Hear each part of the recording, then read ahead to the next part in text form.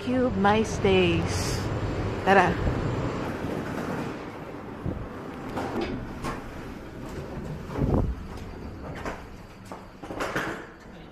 Hi.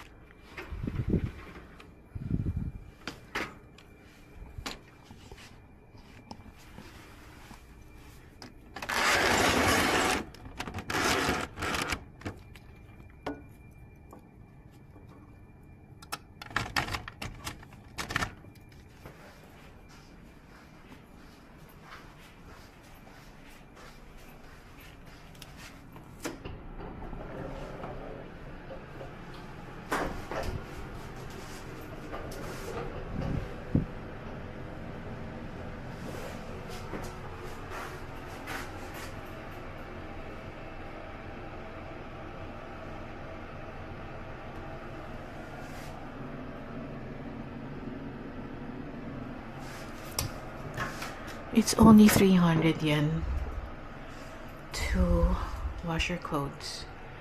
You don't need to put soap na. So you need 3 100 yen coins, and then 30 minutes of dryer is only 100 yen. Tapos may instructions naman dito. Halimbawa, nagpapatuyo ka ng 800 grams na damit. You need at least 60 minutes. This one is the restroom. Iba pa yung bathroom.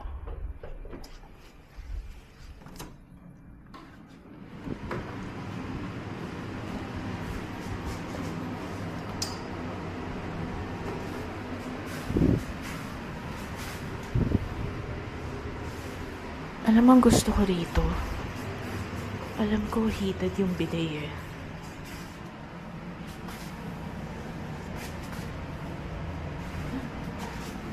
Wait lang. Alam ko automatic tong mga chairs, ay mga toilets nila eh. Hindi pala. Pinawakan ko talaga eh, no? Yeah, it's a heated toilet seat.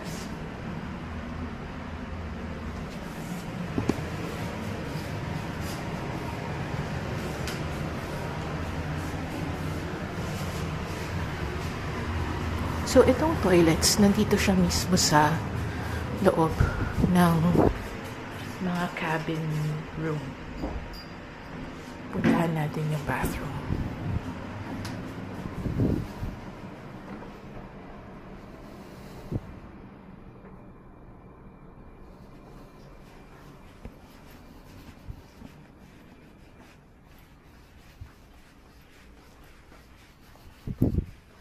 Pwede kayo mag-plancha dito.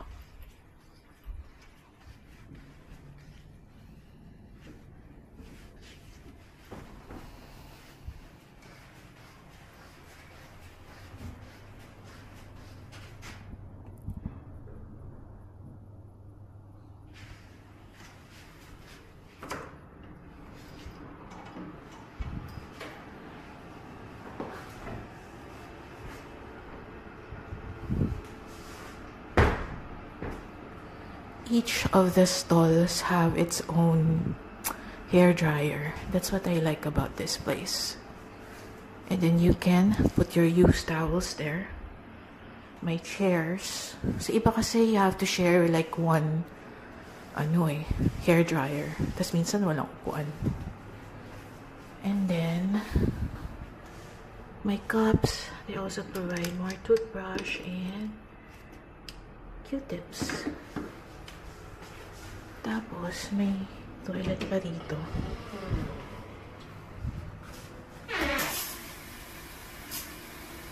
Alam ko, automatic na nag-open to eh. Try natin ulit Ito was sa CR sa Japan, no? So, medyo hindi ganun kamura dito. 2,000 plus. But, maganda talaga, cabin siya. Hindi siya parang bunk bed. Okay.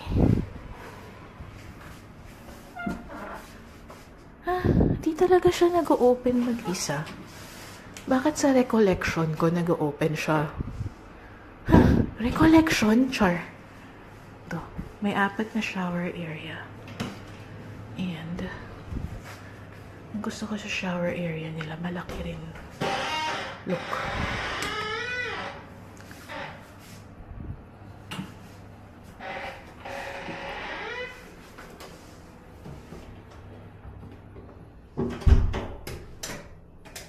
Oh my God, dilim.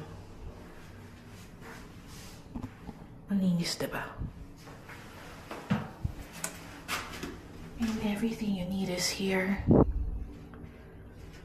Tsaka maganda yung shower nila, talagang 40 degrees Celsius, and then talagang malakas ang tubig.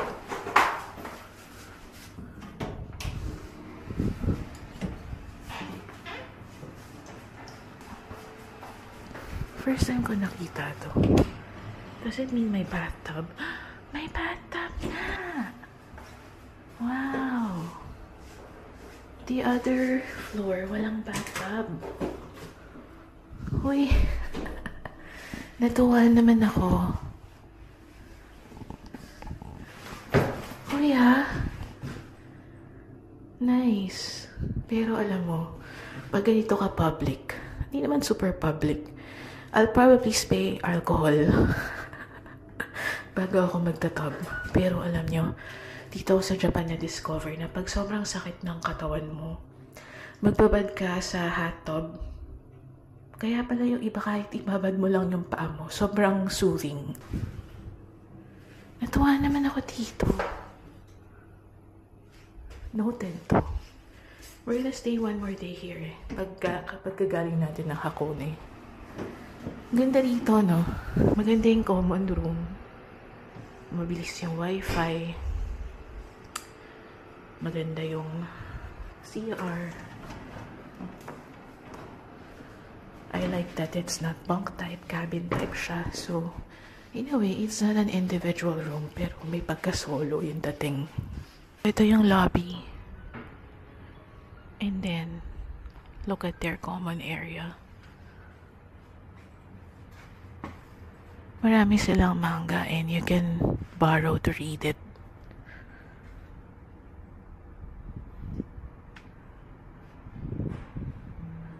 Ang maganda rito,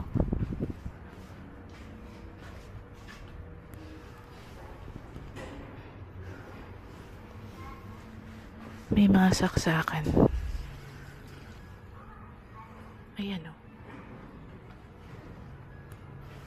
So if you wanna work, you can. May microwave, may water dispenser, may individual seats.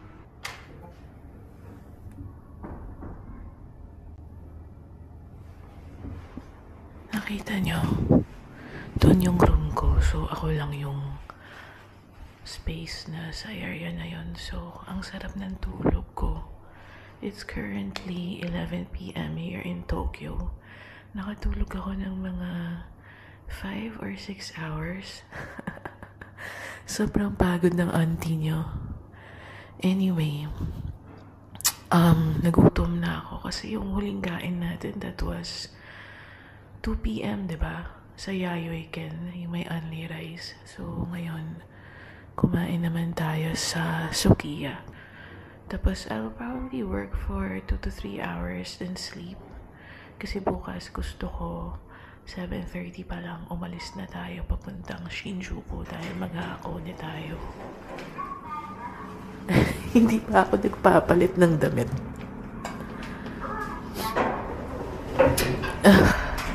After kumain, maliligo na ako. I'll try to use the bathtub. Umuulan. Hindi pa naman ako nag-jacket kasi malapit lang. Wow. Accurate pala si AccuWeather.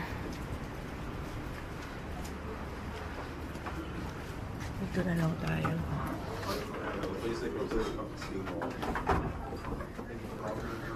Okay. Mostly the people here are mga boys, ha?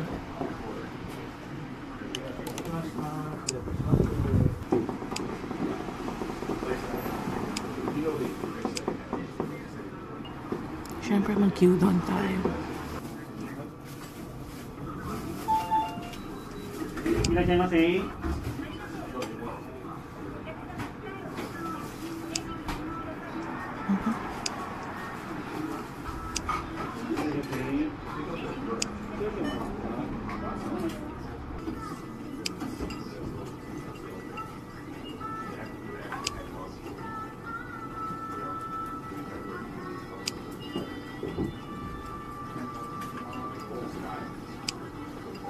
Thank you for your order.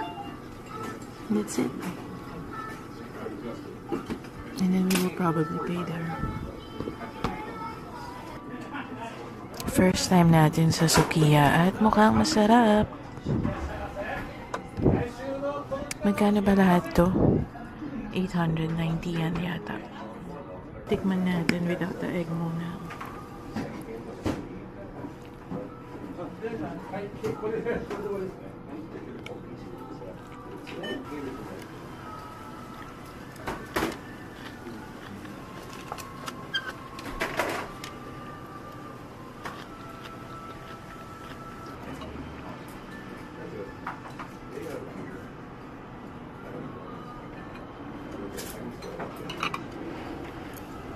That looks beautiful.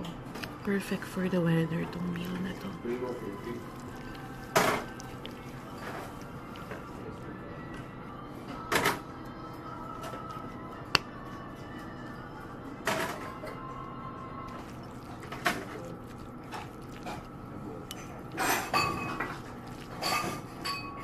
Fairness, marami pa rin kumakain at 11 PM.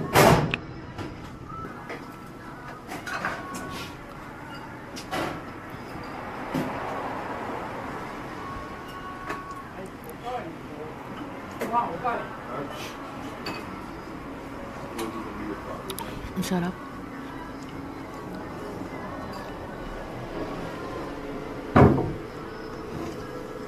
Yung soup nila, mild flavor lang. Miso soup.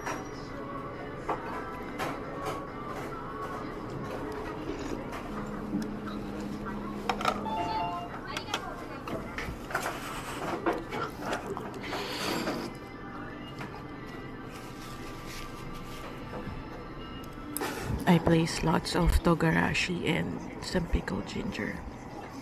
Na-realize ko lang, pwede pa kaya kumain dito sa booth ang mga babae? Kasi may isang babae na sa table siya kumain.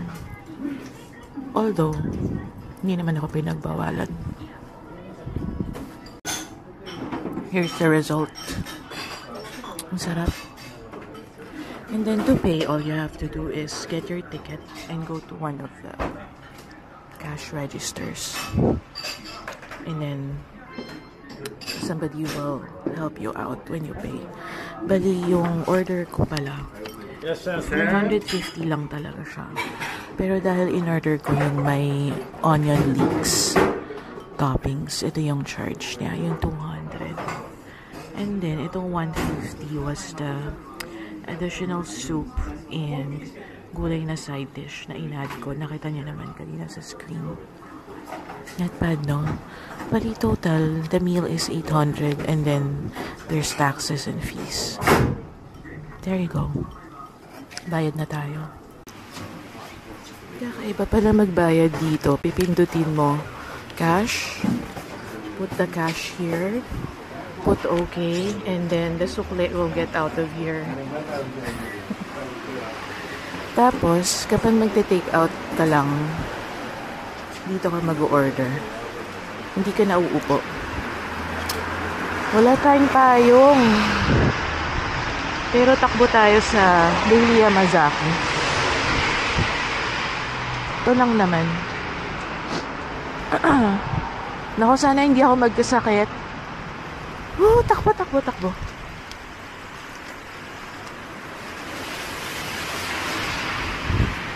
Actually, may payong tayo eh. Kaso hindi ko alam na umuulan. By the way, last time I was here, pag umaga, around 6 or 7 a.m., super daming bagong lutong food dyan. Hanap tayo ng dessert.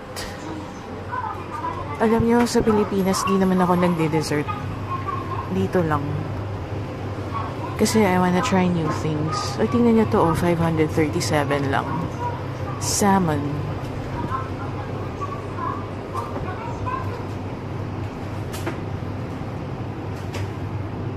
Ano to?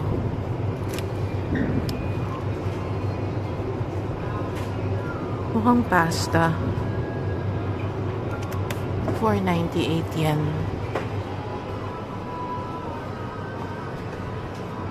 Ito parang fried chicken. 398 yen. Mga cheese to, oh. 194 yen. Masarap kaya yan? Itong ramen, 648 yen. Grabe yung busog ko. Ang sarap ng meals. I know na so far magastos tayo sa food. Okay, we are back and we survived the rain. Ambon-ambon lang naman at saka magkakatabi lang. So, I got this. It's cream puff with strawberry for 158 yen. Alam niyo, pang magko-convene kayo, try to use all your coins. Kasi dito sa Japan, super daming coins. To the point na yung 500 yen nila, coins lang siya. Oh, you can use your... Pwede naman pala, naka-pajama.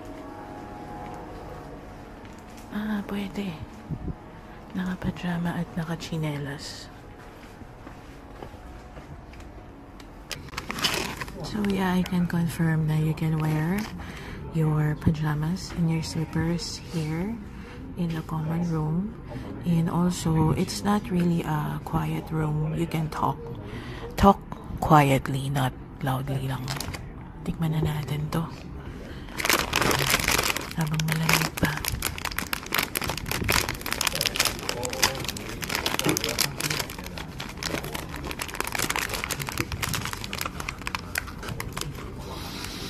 Bango. So you can see what's inside.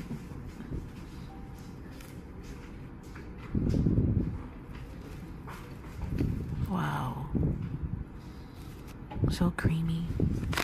Okay, let's try it.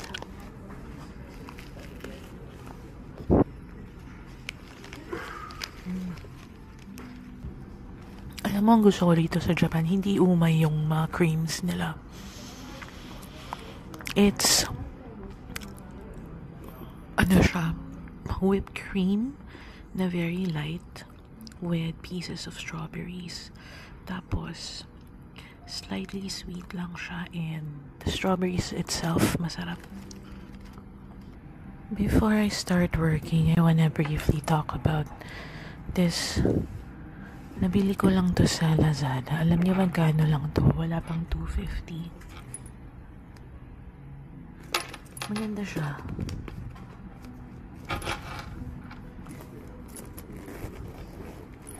Tapos ang daming compartment.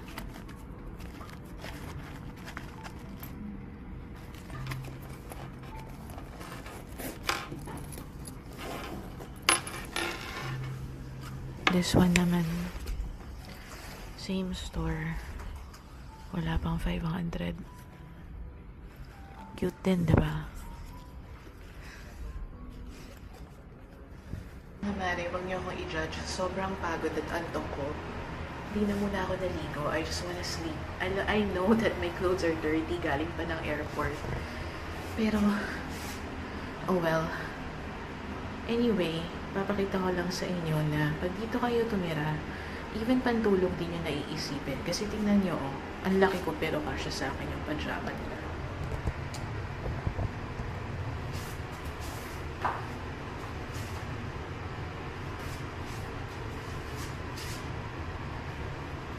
Uy!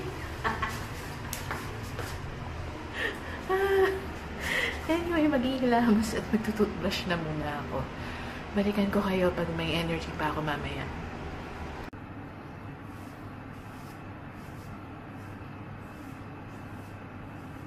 Alam niyo yung suklay na to, galing pa to sa Appa Hotel from the first Japan trip. I like it kasi ang nipis, kasyang-kasya sa bag. Hindi ako nakapag-bathtub kasi pagpasok ko dito, may gumagamit ng bathtub. Pero ang sarap ng shower. The shower talaga, 40 degrees yung water, which is the temperature that you want for hot water. Blower ako sandali. Pero alam nyo, nag-experiment ako. Total may camera naman. Iniwan ko yung laptop ko sa baba, kung saan ako nakapwesto kanina.